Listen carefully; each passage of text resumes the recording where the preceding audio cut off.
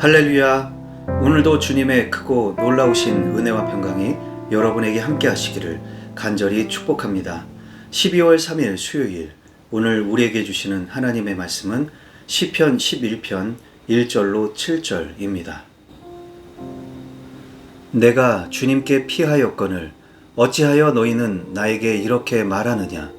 너는 새처럼 너의 산에서 피하여라. 악인이 활을 당기고 시위에 화살을 메워서 마음이 바른 사람을 어두운 곳에서 쏘려 하지 않느냐. 기초가 바닥부터 흔들리는 이 마당에 의인인들 무엇을 할 수 있겠는가. 주님께서 그의 성전에 계신다. 주님은 그의 하늘 보좌에 앉아 계신다. 주님은 그의 눈으로 사람을 살피시고 눈동자로 꿰뚫어 보신다. 주님은 의인을 가려내시고 악인과 폭력배를 진심으로 미워하신다. 불과 유황을 악인들 위에 비오듯이 쏟으시며 태우는 바람을 그들 잔에 몫으로 안겨주신다. 주님은 의로우셔서 정의로운 일을 사랑하는 분이시니 정직한 사람은 그의 얼굴을 뵙게 될 것이다. 아멘. 오늘 시편은 주님을 신뢰함이라는 제목이 붙여졌습니다. 시인은 내가 주님께 피하였는데 너희들은 어찌하여 다른 곳으로 피하라고 하느냐고 합니다. 시인이 왕이라고 가정한다면 아마도 극한의 위험한 상황 속에서 신하들이 왕에게 멀리 피해야 할 것을 충고하였던 것입니다. 그러나 왕은 내가 주님께로 피하였는데 어디로 더 피하라는 것이냐고 항변하는 것이죠. 여기에 대해 신하들은 여전히 주장을 굽히지 않습니다. 악인이 활을 당기는 다급한 마당에 일단 멀리 어디로든 도망가야 하지 않겠습니까? 기초가 바닥부터 흔들리는 이 마당에 아무리 의인인들 뭘 할 수 있겠습니까? 그럼에도 불구하고 왕은 신하들의 충고를 거절합니다. 자기의 믿음대로 주님의 성전으로 찾아가 주님께로 피했습니다. 주님께서는 그의 성전에 계시고 그의 하늘 보좌에 계셔서 그의 눈으로 다 살펴보십니다. 의인을 가려내시고 악인을 미워하십니다. 악인들에게는 진노와 형벌을 내리실 것입니다. 반면에 정직한 사람은 그분의 얼굴을 뵙게 될 것입니다. 자, 그럼 오늘 주신 이 말씀을 붙들고 우리는 어떻게 살아야 할까요? 첫 번째로, 왜 주님께 피해야 할까요? 시인은 주님을 떠나 다른 데로 피하라는 소리에 항변하며 주님께로 피한다고 합니다. 저도 가끔 어떤 일을 별 생각 없이 할 때가 있습니다. 그런데 그게 큰 실수가 되고 큰 지장을 초래하는 경우가 있습니다. 지난 주일만 해도 저는 예배 중에 몇 가지 실수를 했는데 사실 예배 전에 1분 정도만 일하면 실수하지 않고 다 준비할 수 있는 일이었습니다. 겨우 1분이면 되는 일이었습니다. 그저 바로 위층에 있는 사무실에 가서 악보를 가져오고 컴퓨터에 수정한 PPT 파일을 다운로드해서 실행하기만 하면 되는 일이었으니까요. 그런데 그 1분도 안 되는 작은 일을 하지 못해서 예배 중간에 얼마나 당황을 했는지 모릅니다. 여러분은 그런 적이 없을까요? 우리가 아무리 밤새 일해서 컴퓨터 작업을 해 놓아도 버튼 하나 잘못 눌러서 다 날아가 버리는 경우가 있습니다. 열심히 일하고 최선을 다해도 작은 실수 하나로 망치는 경우가 종종 있습니다. 우리는 우리에게 주어진 인생을 내가 다 컨트롤하고 있다고 생각하지만 사실은 그렇지 않습니다. 우리가 99.99%를 통제하며 살아도 0.0001%만 잘못되어도 나머지가 다 소용없게 되는 일들이 얼마나 많이 있을까요? 이처럼 우리가 볼 때 작지만 사실은 그것이 전부이고 본질입니다. 그것이 나머지 모든 것을 좌우하는 것입니다. 그게 바로 주님께로 피하는 것입니다.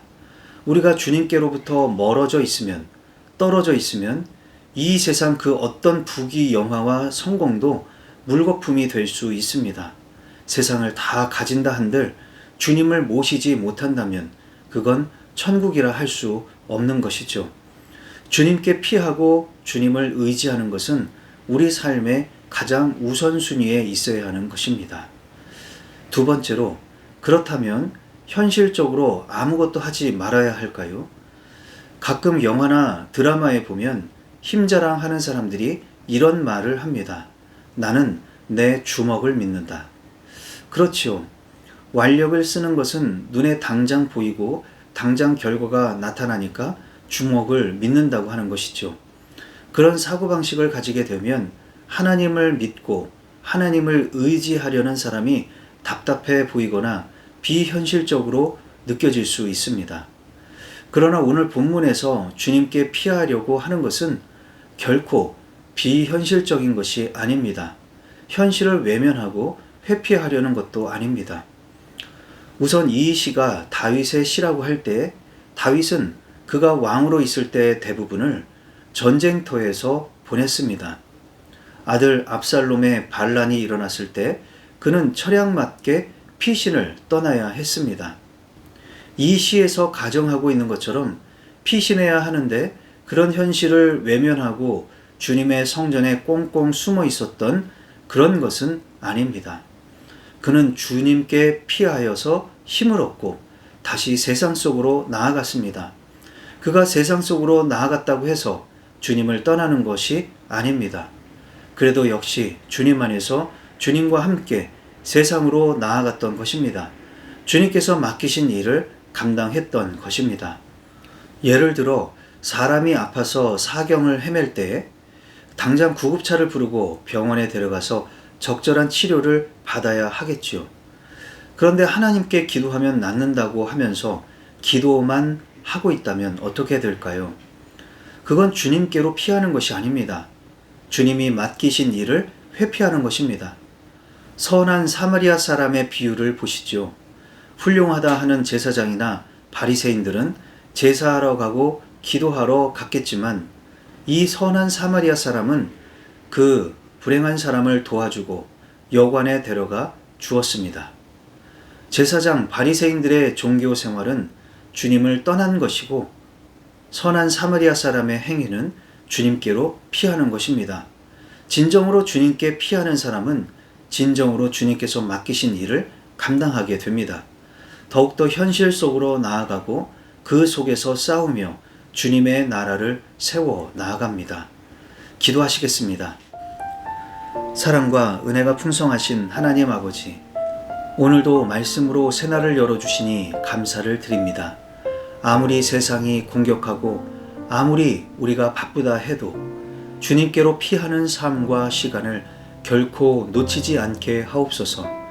이 모든 것의 주권이 주님께 있음을 기억하며 급할수록 주님 앞에 무릎 꿇고 주님의 살아계심을 인정할 수 있게 하옵소서. 그러나 그렇다고 해서 현실을 회피하는 자가 되지 않게 하시고 주님께 힘을 얻고 더욱더 현실 속으로 나아갈 수 있기를 원합니다. 가서 주님께서 맡기신 일을 감당하게 하시고 힘차게 싸우게 하시고 승리하는 자가 다 되게 하여 주옵소서. 예수님의 이름으로 기도하옵나이다. 아멘.